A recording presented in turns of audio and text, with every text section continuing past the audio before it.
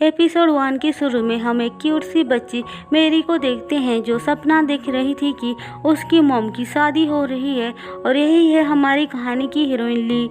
इसके बाद हमें सॉन्ग को दिखाया जाता है जो हमारी कहानी का हीरो है। वो एक बहुत बड़ी कंपनी का ओनर था। हमें पता चलता है कि सॉन्ग का एक चैन नाम का बेटा है। सॉन्ग और ली दोनों ही सिंगल पेरेंट्स थे। आज उन दोनों के बच्चों का बर्थडे था, इसीलिए गिफ्ट्स खरीदने के लिए वो दोनों अपने अपने बच्चों के साथ जाते हैं।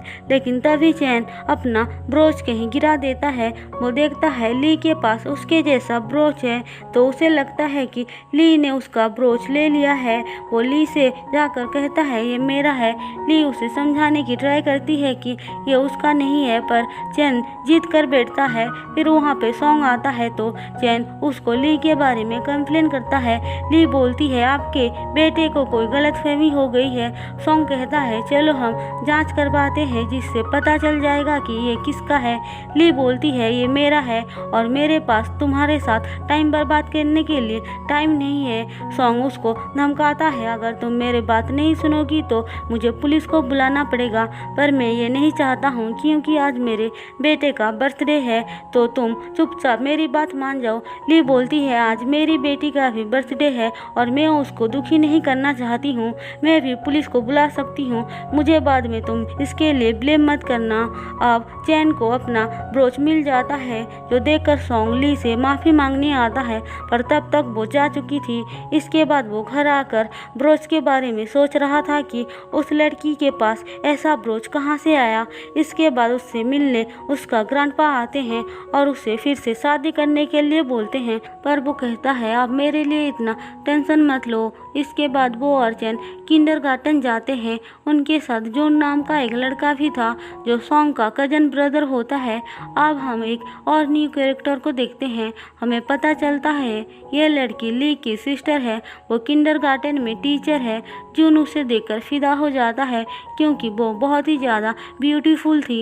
अब ली और मेरी उसके पास आते हैं तो वो ली को फॉर्मल कपड़ों में देखकर बोलती है तुम यहाँ मीटिंग पे आई हो क्या।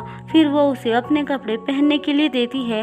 ली कपड़े चेंज करती है और एक गाड़ी के विंडो ग्लास में देखकर लिपस्टिक लगाती है। उसको सॉन्ग अंदर बैठकर देख रहा था, लेकिन ली को इसके बारे में कुछ भी पता नहीं था कि उसे गाड़ी के अंदर से कोई देख रहा है। सॉन्ग उसे देखकर पहचान जाता है कि ये वही ब्रोच वाली लड़की है। फिर वो ग्लास को नीचे करता है। ली उसे अचानक से देखकर हड़बड़ा जाती है और नीचे गिर जाती है। वो सॉन्ग को देखकर बोलती है तुम फिर से क्यों आ गए हो। सॉन्ग उसे अपने बिहेवियर के लिए माफ़ी मांगता है और कहता है मुझे तुम्हारा कॉन्टैक्ट नंबर चाहिए क्योंकि तुम्हारी वजह से मेरी गाड़ी डैमेज हो गई है। इसके बाद वो लोग अंदर जाते हैं जहाँ पे बच्चों की ड्राइंग कंपटीशन होती है जिसमें ली और उसकी बेटी मेरी विनर होती हैं। ली सॉन्ग को बोलती है कि तुम्हें इतना भी पता नहीं है कि बच्चों को कलर से कितना प्यार है, क्योंकि उसने जो पेंटिंग बनाया था उसमें कलर ही नहीं था। चैन ली को देखकर कहता है मेरी की मॉम कितनी अच्छी है, मुझे भी ऐसी मॉम चाहिए। अगले दिन ली देखती है कि कुछ औरतें सॉन्ग के ग्रैंडपा को धक्का दे रही हैं। ली उनके पास जाकर रोकती है तो वो लोग उसे एक पेपर देते हैं जो देखकर हमें पता चलता है कि वो सॉन्ग के लिए लड़की ढूंढ रहे हैं। लेकिन सॉन्ग ने एक कंडीशन रखा था कि लड़की पढ़ी लिखी नहीं होनी चाहिए, उसका कोई बैकग्राउंड भी नहीं होनी चाहिए और सबसे इम्पोर्टेंट लड़की मैरिड और एक बच्ची की माँ होनी चाहिए। अब ये सब देखकर तो किसी का भी दिमाग खराब हो जाएगा, इसीलिए वो ग्रैंडपा के ऊपर बहुत गुस्सा कर रही थी। पर ली उनको किसी तरह से समझा बुझाकर ग्रैंडपा को वहाँ से बचा ले आती है। ग्रैंडपा को जब पता चलता है कि ली शादीशुदा है और उसकी एक बेटी भी है, वो बहुत खुश हो जाते हैं। पुलिस से कहते हैं तुम मेरे पोते से शादी करोगी क्या, पर तभी ली को किसी का कॉल आ जाता है और वो उनकी बातें नहीं सुन पाती है। ग्रैंडपा देखते हैं ली बहुत परेशान है।